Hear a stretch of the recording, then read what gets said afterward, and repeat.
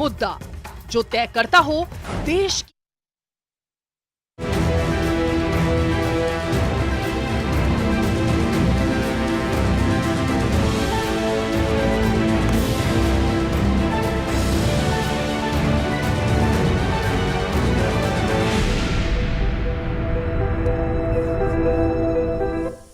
नमस्कार, खबर पर नजर के इस कार्यक्रम में आप सभी का स्वागत है। मैं हूं निखिल सिंह और इस कार्यक्रम में हम दिन भर की बड़ी खबरों पर बात करते हैं। ऐसी खबरें जिन्होंने दिन भर बटोरी हैं सुर्खियां और जिन खबरों के बारे में जानने समझने को लेकर आपके मन में जिज्ञासा है।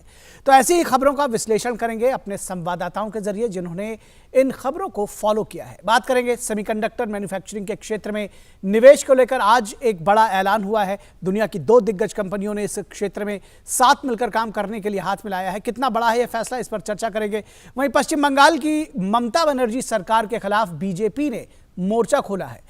ममता बनर्जी सरकार के खिलाफ बीजेपी के नबन्ना अभियान की खबर पर हम बात करेंगे अपने संवाददाता के साथ और साथ ही चर्चा करेंगे कि दिल्ली सरकार के भ्रष्टाचार पर बीजेपी लगातार हमलावर है। क्या कुछ हो रहा है इस मोर्चे पर, इस पूरी राजनीति में बात करेंगे। सबसे पहले बात करते हैं सेमीकंडक्टर मैन्युफैक्चरिंग के क्षेत्र में क्या कुछ निवेश हुआ है। इस निवेश को लेकर आज एक बड़ा ऐलान हुआ। भारत की वेदांता और ताइवान में स्थित दुनिया की सबसे बड़ी इलेक्ट्रॉनिक मैन्युफैक्चरिंग कंपनी फॉक्सकॉन ने एक बड़ा करार किया। यह करार है गुजरात में सेमीकंडक्टर और फैब यूनिट स्थापित करने के लिए।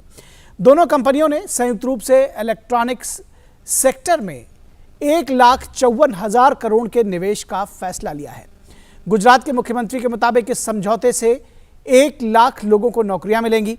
समझौते पर हस्ताक्षर के समय आईटी, इलेक्ट्रॉनिक्स और कम्युनिकेशन मंत्री अश्विनी वैष्णव भी मौजूद रहे।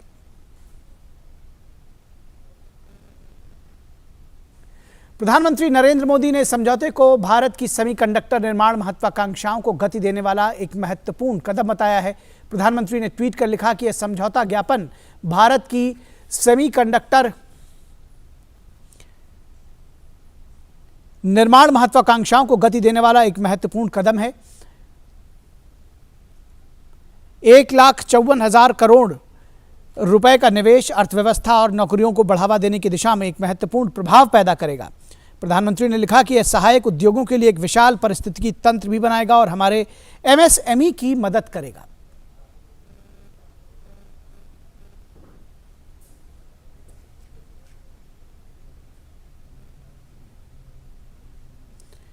और अनिल अग्रवाल ने ट्वीट किया वेदांता कंपनी की तरफ से कि आज इतिहास लिखा गया, बताते हुए खुशी हो रही है कि वेदांता ने फॉक्स के साथ मिलकर ये समझौता किया है। वेदांता के 1,54,000 करोड़ के निवेश से ये परियोजना आगे बढ़ेगी। तो कुल मिलाकर सभी तरफ से खुशियां जाहिर की गई और निश्चित तौर पर ये एक बड़ा निवेश है। और करार के बाद वेदांता के चेयरमैन अनिल अग्रवाल ने भी ट्वीट किया और इसकी सराहना की। उन्होंने इसके लिए गुजरात सरकार और भारत सरकार का आईटी मंत्री का भी धन्यवाद दिया। उन्होंने कहा कि भारत का अपना सिलिकॉन वैली का जो एक सिस्टम है का सपना जो है वो करीब अब आ गया है, बहुत पास आ गया है और भारत न केवल अपने बल्कि समुद्र पार के नागरिकों की डिजिटल ज़रूरतों को पूरा करेगा।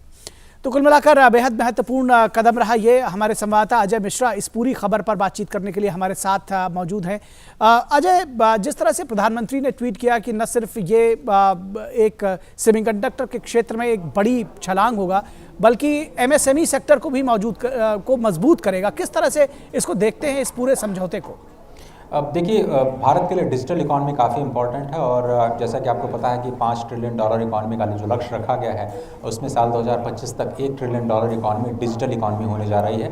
और इस डिजिटल इकॉनमी का एक बहुत ही इंपॉर्टेंट हिस्सा है इलेक्ट्रॉनिक मैन्युफैक्चरिंग। इलेक्ट्रॉनिक मैन्युफैक्चरिंग तेल के बाद आयात के लिहाज से देश का सबसे बड़ा सेक्टर है और यही वजह है कि हम आत्मनिर्भर भारत को बढ़ावा देने के लिए खुद सेमीकंडक्टर डिवाइसेस बनाना चाहते हैं, सेमीकंडक्टर चिप्स बनाना चाहते हैं। जिस तरह से हमने देखा कि कोरोना काल में पूरी दुनिया को सप्लाई कंस्ट्रेंट का सामना करना पड़ा, सप्लाई की बाधा का सामना करना पड़ा, उससे सबक लेते हुए अब भारत ने आत्मनिर्भर बनने की जो शुरुआत है वो आज इस बड़े समझौते, इस बड़े करार के साथ कर दी है।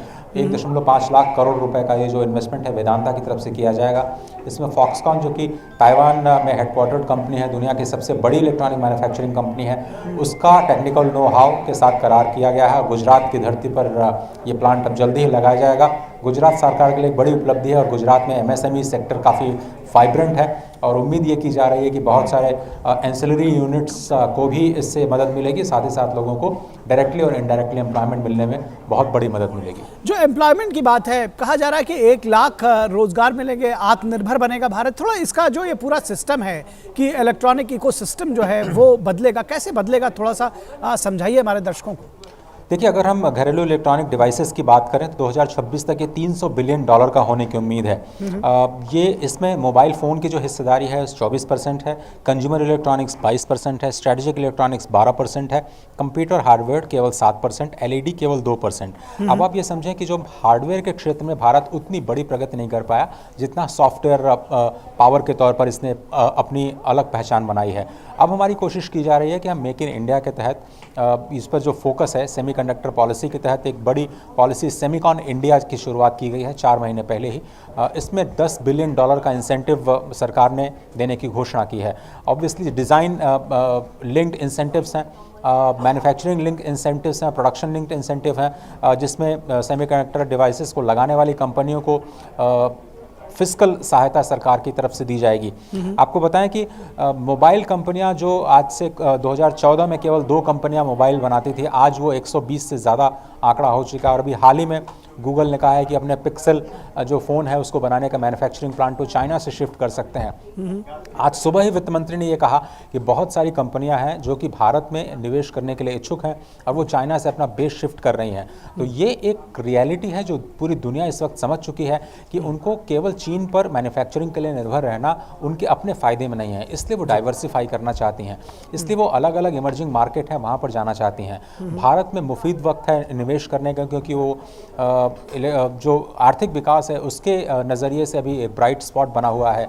अलग अलग राज्यों में अलग अलग पॉलिसीज़ हैं। सेमीकंडक्टर पॉलिसी की बात करें तो गुजरात में सबसे मुफीद पॉलिसी, जिसलिए आपने पहला करार देखा, लेकिन हो सकता है जिस तरह से अनिल अग्रवाल जी कह रहे हैं कि बहुत सारे दूसरे राज्यों को भी इससे मदद मिलेगी। रोजगार के क्षेत्र में भले ही कह रहे हैं, लेकिन हो सकता है कि दूसरे राज्य भी, मिसाल के तौर पर आपका ये जो नोएडा उत्तर प्रदेश का जो पूरा क्षेत्र है सेमीकंडक्टर के लिहाज से काफ़ी बड़ी बड़ी कंपनियां यहाँ पे काम करती हैं।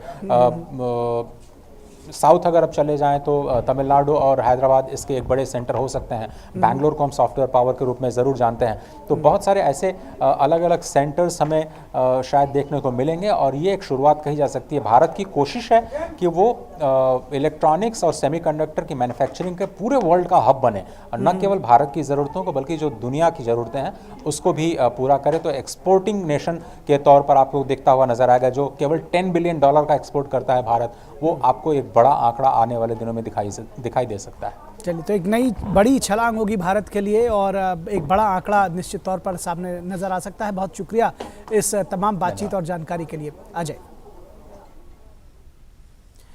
और बढ़ते हैं अगली खबर की तरफ। अगली खबर हमारी पश्चिम बंगाल की सियासत से जुड़ी हुई। पश्चिम बंगाल में ममता बनर्जी सरकार के खिलाफ बीजेपी ने मंगलवार को यानी आज मोर्चा खोल दिया। सचिवालय के घेराव करने पहुंचे प्रतिपक्ष के नेता शुभेंदु अधिकारी और लॉकेट चैटर्जी को पुलिस ने इस पूरे आंदोलन के दौरान हिरासत में ले लिया। हावड़ा में समर्थकों और पुलिस के बीच हिंसक झड़प हुई है। प्रदर्शनकारियों पर पानी से बौछार कर उन्हें तितर-बितर किया गया है। प्रदर्शनकारियों पर आंसू गैस के गोले भी छोड़े गए हैं, उसका भी इस्तेमाल किया गया है। नबन्ना चलो अभियान के तहत बंगाल में जगह जगह प्रदर्शन हो रहा है। इससे पहले पुलिस ने बीजेपी के 4 कार्यकर्ताओं को पश्चिम बर्धमान जिले के पानागढ़ रेलवे स्टेशन से उस समय गिरफ्तार कर लिया जब वे पश्चिम बंगाल बीजेपी के नबन्ना सचिवालय तक मार्च के लिए आगे जा रहे थे।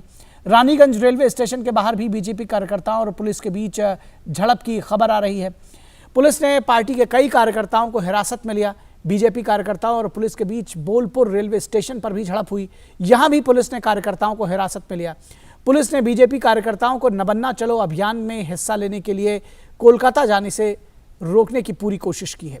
बता दें कि पुलिस ने बीजेपी के नबन्ना चलो अभियान को अनुमति नहीं दी थी। इस बीच भाजपा का आरोप है कि राज्य सरकार अपने खिलाफ हो रहे इस अभियान को रोकने के लिए तमाम हथकंडे अपना रही है इसमें हावड़ा जैसे कई शहरों पर उन्हें प्रदर्शन मार्च निकालने की पुलिस द्वारा अनुमति नहीं दी जा रही है, तो रानीगंज और दुर्गापुर सहित कई जगहों पर ट्रेन से आ रहे भाजपा कार्यकर्ताओं को पुलिस रोकने का उसने प्रयास किया। भाजपा के नमन्ना चलो अभियान पर पश्चिम बंगाल विधानसभा में विपक्ष के नेता शुवेंदु अधिकारी ने कहा कि यह शांतिपूर्ण आंदोलन है, यह भ्रष्टाचार और बेरोजगारी का मुद्दा है। पश्चिम बंगाल की जनता ममता जी के साथ नहीं है, इसलिए वो पश्चिम बंगाल में उत्तर कोरिया की तरह तानाशाही कर रही हैं। ममता जी खुद भागी और उनकी एटीट्यूड पूरा किम नॉर्थ कोरिया बना दिया। जिस तरीके से कल शाम से आज तक जिस तरीके से बीजेपी वर्कर का सपोर्टर का अनएम्प्लॉयड एडुकेटेड यूथ को रोका जा रहा है, पूरा प्रदेश भर में आप देखिए क्या तांडव मचा रखा है। ये तो पीसफुल एजिटेशन है। और पश्चिम बंगाल के कोलकाता में नमन्ना चलो अभियान में हिस्सा लेने के लिए भाजपा कार्यकर्ताओं को कोलकाता जाने से पुलिस ने रोका, जिसके बाद भाजपा कार्यकर्ताओं और पुलिस के बीच बोलपुर रेलवे स्टेशन पर झड़प हुई। पुलिस ने कार्यकर्ताओं को हिरासत में लिया। तो इसके अलावा भी बल प्रयोग की खबरें आ रही हैं। प्रसेनजीत बख्शी हमारे संवाददाता कोलकाता से हमारे साथ जुड़ रहे हैं इस पूरी खबर पर। प्रसेनजीत, क्या ताज़ा अपडेट है? ऐसा लगता है कि पुलिस ने जबरदस्त दमनकारी नीतियां अपनाई हैं इस आंदोलन को बीजेपी को रोकने के लिए। बिल्कुल निखिल, जैसे पहले भी हम लोग बात कर रहे थे, ये दमनकारी जो चेहरा हम पुलिस का देखा वो काफी दिनों से हम बंगाल में देखे नहीं है। तो ये थोड़ा सा चौंकाने वाली बात है। दूसरी बात है कि मैं बताऊं कि सातरागाछी बोल के हावड़ा की जो जगह है, वहां पे एक अजीब सा चित्र हमें देखने को मिला जो बीजेपी के लिए मैं कहूंगा बंगाल बीजेपी के लिए काफी उत्साहदायक हो सकता है कि एक समय वहां पे कोई नेता पहुंच नहीं पाए थे। पुलिस जिस तरह से रास्ता रोक के रखे थे जगह जगह पर, वहां सुकांत मजुमदार पहुंचने वाले थे, वो थोड़ा देर से पहुंचे, लेकिन उसके पहले बिना कोई नेता के बीजेपी का जो हजारों समर्थक वहां पे जिस तरह से पुलिस का दमनकारी ये जो चरित्र है इसका मुकाबला किए हैं, वाटर कैनन, लाठीचार्ज या टीयर गैस का मुकाबला किए हैं, इसको मैं कहूंगा कि बीजेपी के लिए ये काफी उत्साहदायक है। क्योंकि मैं पहले भी कह चुका था कि चुनाव के बाद 2021 की जिस तरह से पोस्ट पोल वायलेंस के कारण बीजेपी को दमन पीड़न का सामना करना पड़ा था, बाद में सीबीआई का इंक्वायरी भी जारी है अभी इस पोस्ट पोल वायलेंस के कारण, तो बीजेपी के लिए इस तरह की एक बड़ा आंदोलन संगठित करना काफी मुश्किल काम था, काफी चैलेंजिंग काम था, और इस काम को करके दिखाया बीजेपी ने। और दूसरी बात जो मैं कह रहा हूं कि एक समय पे नेता जब पहुंच नहीं पाए, फिर भी जो कार्यकर्ता है वो जिस तरह से इस आंदोलन को सफल करने के लिए साहस दिखाया, ये डेमोक्रेसी में मैं कहना चाहूंगा, किसी भी डेमोक्रेसी में किसी भी पार्टी के लिए ये काफी उत्साहदायक है। और ये सही है कि पुलिस जिस तरह से ये काफी बीजेपी समर्थक ऐसे हैं जो अभी अस्पताल में है जगह जगह पर, जिनको घर वापस जाना है जिला शहर में या गांव में, वो घर नहीं जा पाए ठीक तरह से, अभी उनका घर जाना काफी जरूरी है, लेकिन वो अस्पताल में भर्ती है काफी सारे। ये सही है कि कुछ पुलिस भी इसमें घायल हुए हैं, लेकिन इस तरह के आंदोलन में ऐसा होते ही रहता है। लेकिन जैसे आपने शुवेंदु अधिकारी का जो बाइट सुनाया, उसमें उन्होंने जो बताया कि ये पीसफुल है, इस तरह की जो 144 ब्रेक का आंदोलन है ये पीसफुली होना चाहिए। लेकिन जिस तरह से पुलिस की तरफ से पूरे एक किला बना दिया गया था हावड़ा और कोलकाता को, और कल रात से या शाम को जब दूर दूर से लोग ट्रेन चढ़ के कोलकाता आने की कोशिश कर रहे थे, तब भी अपने दायरे के बाहर जाके रेलवे स्टेशन पर या रेलवे कमरे से लोगों को उतारा गया है पुलिस की तरफ से। ये काफी नई चीज है जो हमको कभी पहले देखने को नहीं मिला था। उसके बाद से पब्लिक सपोर्ट कितना आपको दिख रहा है कि बीजेपी को मिल रहा है यहाँ पर, क्योंकि सरकार की जो छवि हुए है वो कहीं ना कहीं दागदार जरूर हुई है? देखिए, अगर पब्लिक का सपोर्ट ना होता तो इतने सारे लोग हजारों संख्या में वो कोलकाता या हावड़ा तक पहुंच नहीं पाते। पब्लिक का सपोर्ट तो है ही, और दूसरी बात यह है कि ये बंगाल में भ्रष्टाचार एक हमारे यहाँ पे भ्रष्टाचार ये आम आदमी पार्टी का एक चेहरा बन गया है, एक उनकी काम करने की तरीका बन गया है। पंजाब के स्वास्थ्य मंत्री जेल में बंद हैं और ये आम आदमी पार्टी के विधायक हैं, जिसमें स्वयं दिल्ली के मुख्यमंत्री अरविंद केजरीवाल भी हैं। उनके ऊपर 13 केसेस चल रहे हैं। घटिया लोग घटिया पसंद, झूठे लोग झूठी पसंद, भ्रष्टाचारी लोग भ्रष्टाचारी पसंद। ये आज झूठ और भ्रष्टाचार का पर्याय यानी अरविंद केजरीवाल। और हमारा संवाददाता विक्रमजीत सिंह इस पूरी खबर पर बातचीत करने के लिए हमारे साथ जुड़े हुए हैं। विक्रमजीत, कह रहे हैं आदेश गुप्ता की भ्रष्टाचार का पर्याय बन गए हैं अरविंद केजरीवाल, और एक के बाद एक, चाहे वो शराब का आबकारी का जो नीति था वो पूरा घोटाला सामने आया हो, या फिर अब जो नए मामले सामने लेकर आ रही बीजेपी हमलावर है। आपने बिल्कुल ठीक कहा। देखिए, जिस प्रकार से आम आदमी पार्टी का जब जन्म हुआ था तो ईमानदारी की बात की जाती थी, शुचिता की राजनीति में बात की जाती थी, पारदर्शिता की राजनीति में बात की जाती थी।